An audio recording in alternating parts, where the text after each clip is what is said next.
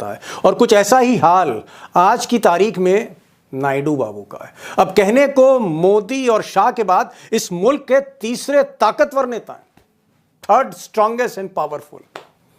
सच्चाई यह है कि आजकल बुरे फंसे हुए हैं, और इतना फंसे हुए हैं कि कोई रास्ता नहीं मिल रहा बाहर निकलने का। और कभी कभी ऐसी आशंका होती है कि कहीं खुद भी डूबे और मोदी जी को भी साथ ना ले डूबे।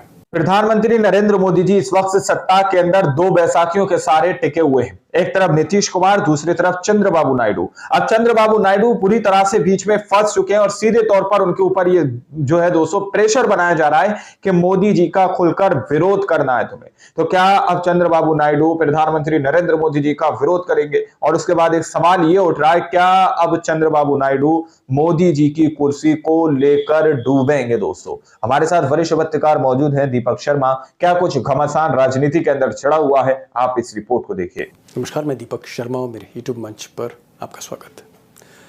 दोस्तों, अक्सर ऐसा होता है कि ए और बी की लड़ाई में कभी कभी सी फंस जाता है, यानी कभी-कभी दो की सी लड़ाई फंस जाता है, तीसरा फंस जाता है। और कुछ ऐसा ही हाल आज की तारीख में नायडू बाबू का है। अब कहने को मोदी और शाह के बाद इस मुल्क के तीसरे ताकतवर नेता हैं, थर्ड स्ट्रॉन्गेस्ट एंड पावरफुल।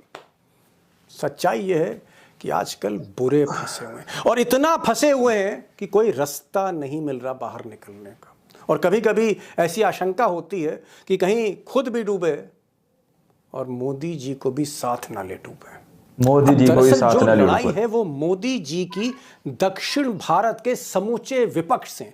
आप कह सकते हैं कि BJP versus Congress plus DMK plus left plus others, यानी कहीं ना कहीं समूचा विपक्ष एक तरफ है और मोदी शाह बीजेपी दूसरी तरफ है। और जो नायडू बाबू हैं, उनके लिए दिक्कत यह है कि वो मोदी जी के साथ खड़े हैं। मुद्दा दक्षिण का है, लेकिन साथ खड़े हैं मोदी जी के। यही दुखती रख है। अब दोस्तों, अंदर की बात यह है, जो एक्चुअल फैक्ट है वो ये है कि संसद में सीटें बढ़नी है, लोकसभा की, राज्यसभा की। और ये सीटें जो बढ़ेंगी, जिसे परिसीमन कहते हैं, ये जनसंख्या के आधार पर, आबादी के आधार पर सीटें बढ़नी हैं। जाहिर तौर पर उत्तर भारत की आबादी ज़्यादा है, तो मध्य प्रदेश हुआ, उत्तर प्रदेश हुआ, बिहार हुआ, छत्तीसगढ़ हुआ, राजस्थान हुआ, इनकी सीटें बढ़ेंगी। और जो दक्षिण भारत है, जिसने पॉपुलेशन कंट्रोल किया, तमिलनाडु, केरल, कर्नाटक, नायडू बाबू का आंध्र प्रदेश, तेलंगाना, यहाँ सीटें घटेंगी। तो जो दक्षिण के नेता हैं, चाहे वो कांग्रेस के हों, चाहे वो फिर स्टालिन हो तमिलनाडु के मुख्यमंत्री, ये नायडू बाबू पे दबाव डाल रहे हैं कि भाई ये मोदी जी का ये जो फार्मूला है, ये जो प्लान है, इसका विरोध करिए, विरोध करिए, आप हमारे साथ आइए। नायडू बाबू को समझ नहीं आ रहा है कि करें तो क्या करें, जाएं तो जाएं कहाँ। एक तरफ मोदी हैं, दूसरी तरफ उनके राज्य का इंटरेस्ट है। अगर मोदी जी अड़ गए कि नहीं साहब डिलिमिटेशन तो होगा, मान लीजिए, तो फिर नायडू बाबू फिर कहाँ खड़े हैं? क्या सरकार से निकलना पड़ेगा? क्योंकि आंध्र प्रदेश की आप कह रहे हैं सीटें कम हो रही हैं। धर्म संकट, राजनीतिक संकट, अस्तित्व का संकट, सब कुछ हो जाएगा नायडू जी के लिए। क्योंकि जैसा मैंने कहा, नायडू जी वापस जाके आंध्र प्रदेश में ये तो नहीं कह सकते कि आपकी 25 के बजाय हम देखिए हम सत्ता में हैं और आपकी सीट 25 से 21 करके लाएं। ये तो कोई राजनेता कह नहीं सकता। उसके बाद तो मतलब आप कैसे अगला चुनाव जीतेंगे, कैसे वहां पे टिकेंगे, वो तो जाहिर है ये रास्ता तो उनके पास उपलब्ध है ही। जी। तो इसलिए उनके लिए बहुत भारी संकट होगा। अब दोस्तों, ये कोई छोटी मोटी समस्या नहीं, ये एक ऐसी प्रॉब्लम है जो आगे चलकर पूरे देश की राजनीति को बदल सकती। और बात क्योंकि राजनीति की है, तो मुझे लगा कि योगेंद्र यादव से बेहतर इस देश में कोई समझा ही नहीं सकता इसको। और इसलिए आज मैं ज़्यादा अब नहीं बोलूँगा, क्योंकि योगेंद्र यादव एक एक करके सारी परतें खोलने जा रहे हैं। और गौर से सुनिएगा, क्योंकि मसला सिर्फ मिस्टर नायडू का नहीं है। नायडू साहब वो हैं जो ऑक्सीजन दे रहे हैं, बैसाखी दे रहे हैं, ऑक्सीजन दे रहे हैं मोदी जी को, या फिर भारतीय जनता पार्टी को। तो मोदी जी की बैसाखी भी संकट में है। गौर से सुनिए, बड़ा मसला है। तो पहला सवाल ये है कि आपके लेख ने तो हंगामा खड़ा कर दिया देश में, जो आपने सीटों के बंटवारे को लेकर लिखा है, लेकिन उसकी आंच सबसे पहले नायडू बाबू पे आ गई। नायडू बाबू आपके लेख से बड़ा परेशान है, क्योंकि दक्षिण भारत का दबाव है, स्टालिन का दबाव है, कांग्रेस का दबाव है, लेफ्ट पार्टीज जो इस वक्त पावर में, केरल, उनका दबाव है। कि भाई नायडू बाबू मोदी जी पर प्रेशर करें और इस मामले को रुकवाएं, डिलिमिटेशन को। अब नायडू बाबू को कुछ समझ नहीं आ रहा है। क्या आपको लगता है कि ये जो मुद्दा है डिलिमिटेशन का, इससे कहीं ना कहीं जो स्थिति है नायडू जी के लिए बड़ी एम्बेरेसिंग है? जी दीपक भाई, हंगामा कोई मेरे लेख की वजह से नहीं है, हंगामा मुद्दे की वजह से है। डिलिमिटेशन जो कि एक ज्वालामुखी है जो कभी भी फूट सकता है और हर एक को पता है। हर कोई जी जानता है कि ये पहाड़ है, इसके अंदर ज्वालामुखी है, फूटेगा, पता नहीं कब फूटेगा। हर कोई इंतजार कर रहा है और कोई छोटी-सी चीज़ से भी हर कोई घबरा जाता है, तो वही बात है। आप बिल्कुल सही कह रहे हैं। तात्कालिक जो मुद्दे इसमें हैं, वो ये है कि नायडू जी, जिनके बैसाखी पे इस वक़्त सरकार चल रही है, उनके लिए ना निगलता ना उगलता वाली स्थिति। वो न तो मोदी जी के एजेंडा को ना कर सकते हैं, उस तरह की उन्होंने हैसियत नहीं बनाई है, उस तरह की जो दिखाई नहीं है। और ना ही वापस जाके अपने प्रदेश में कह सकते हैं कि मैं 4 सीटें तुम्हारी कम करके आ गया, थैंक यू वेरी मच। ये नहीं कह सकते हैं। तो उनके लिए दुविधा की स्थिति है। दुविधा दरअसल बीजेपी के लिए भी अब है, जो कि आज से 20 साल पहले नहीं थी। क्योंकि जी पहली बार बीजेपी को दक्षिण भारत में सफलता के कुछ आसार दिखने लगे हैं। बीजेपी अगले साल तमिलनाडु के विधानसभा चुनाव में कुछ करने की कोशिश कर रही है। सफल होगी, नहीं होगी हम नहीं जानते हैं, शायद नहीं होगी, लेकिन कोशिश कर रही जी है।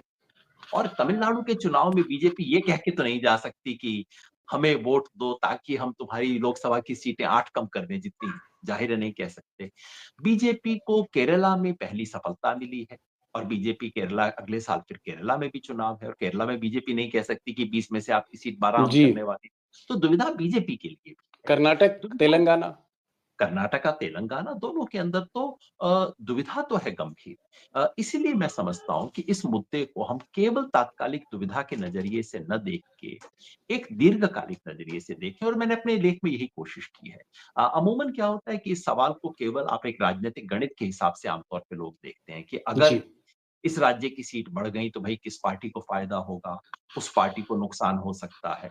लेकिन ये वो मुद्दे हैं दीपक भाई जहाँ हमें तात्कालिकता को छोड़ देना चाहिए, दीर्घकालिक चीज़ों पे ध्यान देना चाहिए क्योंकि देखिए, लॉन्ग टर्म एक तो सोचना लाडली चाहिए। बहन जैसी एक तो लाडली बहन जैसी योजनाएँ हैं जो कि ठीक है चुनाव में जीत-हार हो गई, सब कुछ हो गया।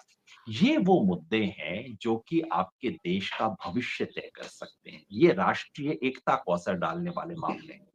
और दुनिया का इतिहास बताता है, हमारा अपना पिछले 70 साल का इतिहास बताता है कि इन सवालों को बहुत संवेदनशीलता से, बहुत समझ-बूझ के साथ हैंडल करना चाहिए। इसमें लठैती से काम नहीं चलेगा। बाकी मुद्दों पे कभी-कभी चल जाती है लठैती, आपने दबाव डाल लिया, बहुमत का सहारा ले लिया, दबा लिया। ये सवाल है जहाँ इस तरह की कोई भी चाल दीर्घकाल में बहुत गहरा नुकसान कर सकती है। इसलिए मैंने खुल के ईमानदारी से वो बात लिखी जो कई लोगों के मन में तो होगी। मैं नहीं समझता कि मैं पहला व्यक्ति हूँ जिसके मन में ये बात आई। लेकिन वो खुल के लिख नहीं रहे हैं और मैंने साफ तौर पे कहा कि भैया इस जी इस नाजुक मोड़ पर सबसे अच्छा होगा कि हम डिलिमिटेशन की बात को अब सदैव के लिए भूल जाएँ। ये 20 साल, 25 साल का प्रपंच करना बंद करें। सदैव जी के लिए भूल जाइए, ये पत्थर की योगेन जी, लकीर है, ऐसा मान लीजिए। जी। माफी चाहूंगा यहाँ पे बीच में टोक रहा हूँ। आप कह रहे हैं, आप एक तरह की वकालत कर रहे हैं कि जहाँ ये जो सीटों का बंटवारा है लोकसभा राज्यसभा पे, जो जनसंख्या के आधार पे होता है और काफी बरसों से पेंडिंग है, और मोदी जी उसको कराना चाहते हैं, या मजबूरी भी आप कह लीजिए। आप कह रहे हैं कि साहब ये सीटों का बंटवारा, ये जो डिलिमिटेशन है, इसको मत करिए। उत्तर प्रदेश की सीटें बढ़ रही हों या तमिलनाडु की सीटें घट रही हों, इसको कभी कभी भगवान सी के फंस वास्ते जाता है। मत करिए, इसको टाल दीजिए 25-30 साल के लिए या हमेशा के लिए टाल दीजिए। जो सीटें जिसकी हैं उतनी। ऐसा क्यों कह रहे हैं? हम्म। अगर ये डिलिमिटेशन हो गया, मान लीजिए जनसंख्या को आधार मान लिया गया, मैं बहुत एक लेमैन क्वेश्चन पूछ रहा हूँ, एक आम आदमी की उससे पूछ रहा हूँ कि आप इतना विरोध क्यों कर रहे हैं इसका, कि भाई खत्म करिए, ये चैप्टर क्लोज कर दीजिए, ऐसा क्यों कर रहे हैं? आपको ऐसा कौन सा डर लग रहा है देश को लेकर? बिल्कुल वाजिब सवाल है और चूँकि लेमैन के लिए कर रहे हैं तो मैं हमारे हो सकता है कुछ दर्शकों को एग्ज़ैक्टली समझ ना हो मोदी जी को भी डिलिमिटेशन साथ क्या न है, लिड़ 1 पर। मिनट वो भी बता दूँ। दरअसल इसमें जी 2 अलग हिस्से हैं। एक जिसको हिंदी में परिसीमन बोला जाता है, दूसरा जिसको हिंदी में आवंटन, पुनर्आवंटन हम कहेंगे। यानी कि एक तो बाउंड्री नए तरीके से ड्रॉ की जाती है कॉन्स्टिट्यूएंसीज़ की। दूसरा किस राज्य को कितनी सीटें मिलनी चाहिए, उसका कोटा फ्रेश तय किया जाता है। पहले पे किसी को ऐतराज नहीं है, वो हुआ है, 2001 के बाद भी हुआ था और वो अगले साल भी हो सकता है। यानी कि अ, हरियाणा को मान लीजिए 10 सीट है, 10 की 10 रहेंगी। लेकिन 10 में से कौन सी सीट बढ़ जाएगी जहां जनसंख्या थोड़ी कम होगी, और गुड़गांव और फरीदाबाद जैसे इलाके जहां जनसंख्या बहुत ज्यादा हो गई है, ये सीटें थोड़ी सी सिकुड़ जाएंगी अपने भौगोलिक आकार में। ये जी। स्वाभाविक प्रक्रिया है, ये होती है, इसे हम परिसीमन कहेंगे। तो कुछ गांव, कुछ इलाके जो पहले गुड़गांव में होते थे, वो अगली बार हो सकता है महेंद्रगढ़ में चले जाएं इत्यादि, ये सब होगा। इस पे किसी को ऐतराज नहीं है। जो ऐतराज है वो इस बात पे है कि क्या हरियाणा की सीटें 10 की बजाय 11-12 होनी चाहिए, 8-9 होनी चाहिए।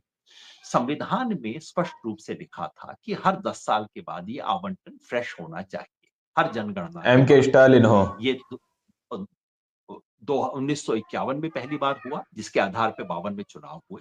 फिर 61 के बाद हुआ, जनगणना के बाद 71 के बाद हुआ, जैसे संविधान में दिया था। लेकिन 76 के समय कुछ राज्यों ने कहा कि भाई इंदिरा जी, आप हमें तो कह रही हैं कि जनसंख्या का आप कंट्रोल कीजिए, और दूसरी तरफ आप कह रही हैं कि जनसंख्या अगर आपने कंट्रोल कर ली तो आपकी सीटें कम हो जाएंगी, ये कैसे चलेगा। तो उस वक्त एक समझौता हुआ और ये कहा गया कि चलिए 25 साल के लिए इस मामले को टाल परिसीम। तो आप लोगों ने इस वीडियो को शुरू से आखिर तक देखा। वीडियो के अंदर साफ तौर पर बात की गई है कि किस तरह से चंद्रबाबू नायडू के ऊपर तमिलनाडु के एम के स्टालिन सीधे तौर पर ये प्रेशर बना रहे हैं कि मोदी जी के सीधे तौर पर उनसे कहो या फिर उनका विरोध करो कि ऐसा नहीं होगा, क्योंकि वो सीटें बढ़ाने के लिए सीधे तौर पर जो है एक नियम बना रहे हैं कि वही सीटें बनाई जाएंगी जनसंख्या के आधार पर। तो अब तमिलनाडु के अंदर तो जनसंख्या नियंत्रण में है, तो वहां के लोग कम है, तो इसलिए वहां की सीटें कम रहेंगी। इसलिए सीधे तौर पर जो है कहीं ना कहीं नायडू के ऊपर ये प्रेशर बनाया जा रहा है कि आप प्रधानमंत्री नरेंद्र मोदी जी का विरोध करिए। तो अब सवाल ये उठ रहा है दोस्तों कि अगर नायडू मोदी जी का विरोध करते हैं, नायडू अगर मोदी जी का विरोध करते हैं, तो क्या मोदी जी नायडू को अपनी सत्ता से बाहर कर देंगे? ये सवाल अपने आप में बहुत बड़ा है।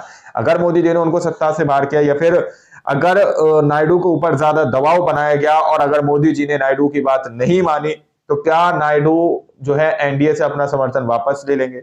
ये सवाल दोस्तों वो है जिसकी वजह से, जिसके आधार पर यह कहा जा रहा है कि कहीं ना कहीं मोदी की कुर्सी को लेकर नायडू डूब सकते हैं, फिर मोदी की जो है कुर्सी को डुबा सकते हैं। ये सवाल सामने निकल के आ रहे हैं। आप लोगों ने इस रिपोर्ट को देखा, सुना, आप लोग इस रिपोर्ट के बारे में क्या सोचते हैं, क्या समझते हैं कि जिस तरह से तमिलनाडु के एम के स्टालिन सीधे तौर पर नायडू से कह रहे हैं कि मोदी का विरोध करो, अगर मोदी जी बात मान जाते हैं तो ठीक है, और नहीं मानते तो क्या नायडू को अपना समर्थन वापस ले लेना चाहिए, जिससे कहीं ना कहीं मोदी की सरकार पर भी बात बनकर आ सकती है। आप लोग की क्या टिप्पणी है, अपनी राय कमेंट सेक्शन में जरूर दीजिएगा। सच्ची पक्की खबरें देखने के लिए आप चैनल को सब्सक्राइब कर सकते हैं। मिलता है अगली वीडियो में, जब तक के लिए जय हिंद, जय भारत।